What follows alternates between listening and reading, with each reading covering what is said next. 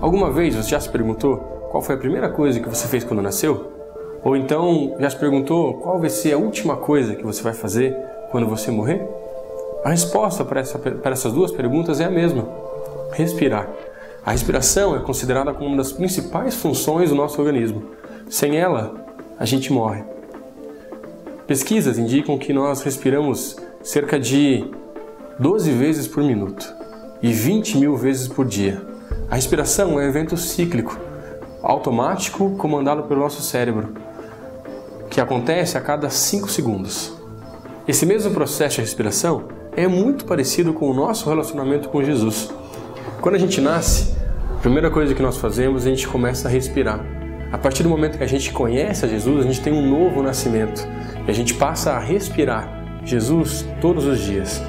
O problema é que, com o passar do tempo, esse nosso relacionamento com Jesus, em algumas situações, para algumas pessoas, vai sendo deixado de lado.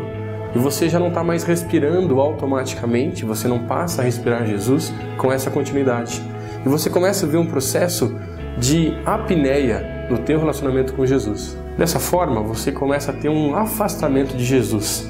Você deixa de respirar aquele relacionamento que você tinha com Ele e começa a se preocupar com outras coisas e viver de acordo com a sua própria vontade.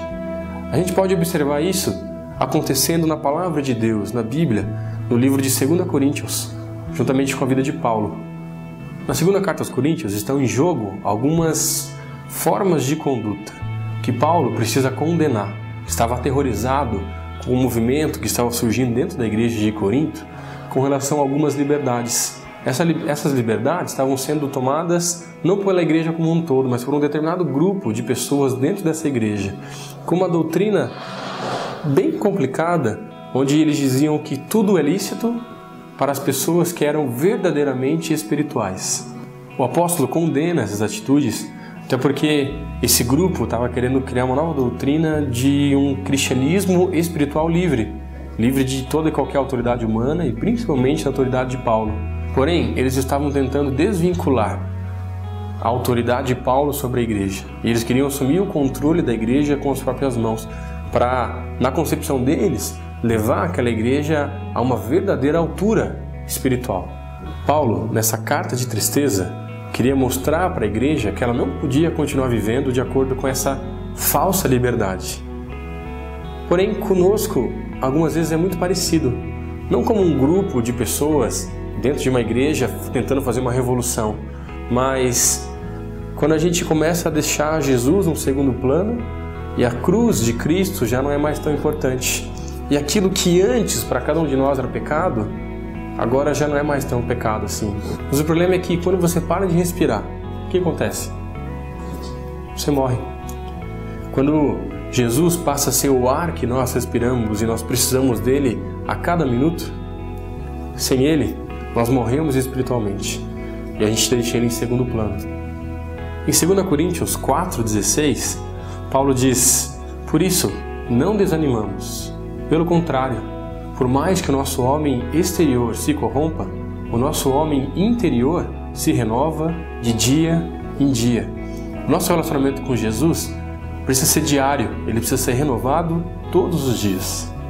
Paulo, ao mesmo tempo que está se defendendo, também está tentando demonstrar aos membros da igreja de Corinto que, independente das coisas que ele faça, independente do lugar de onde for, independente de que o homem exterior dele se corrompa, o homem interior dele tem que se renovar todos os dias, para que ele não venha a perder o verdadeiro foco, que é essencial.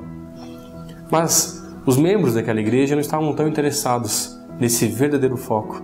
Eles estavam muito mais preocupados em agradar a homens e as suas próprias vontades do que realmente a Jesus. E você? A quem você está agradando? Eu sei que seguir a Jesus algumas vezes não é assim tão fácil. Você tem tantas coisas para fazer, a tua agenda é tão corrida, e aí você está um dia corrido e você fala assim: vou parar e vou orar.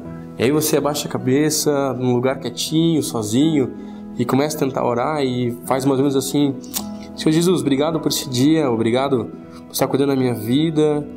Por que eu torço pro Palmeiras, aquele time que só continua perdendo e me traz tanta tristeza? E aí você começa a perder o foco da oração. Nem a oração você consegue se concentrar para poder ter um tempo legal com Jesus.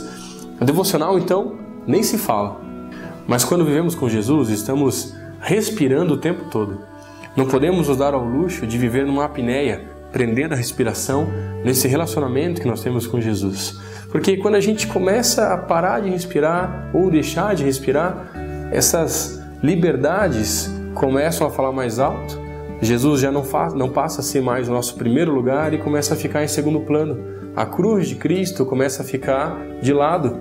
E essas liberdades, assim como aconteceu na igreja de Corinto, começam a falar um pouquinho mais alto.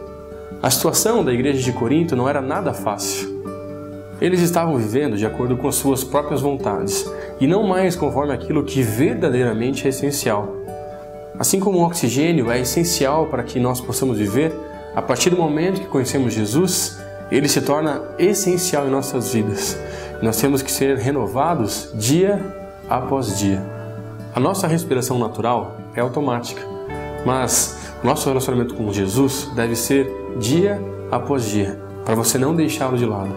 E hoje, o que eu quero dizer é simplesmente não esqueça de respirar.